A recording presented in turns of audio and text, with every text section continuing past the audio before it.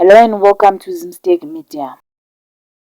In other stories, the case against Bellarmine Chatunga Mugabe, the son of late President Robert Mugabe, and his co-accused Tobias, has been postponed to 17 April 2026, with both men remaining in custody following fresh delays in finalizing a plea agreement.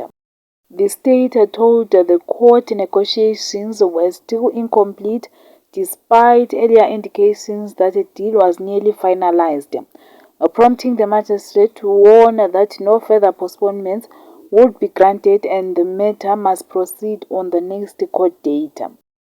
The pair faced serious charges, including attempted murder, after a 23-year-old gardener was allegedly shot in the back at a Hyde Park property in mid-February, as well as firearm-related offences, defeating the ends of justice and alleged immigration violations.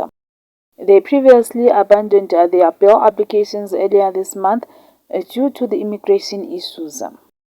For more stories, please do like and subscribe.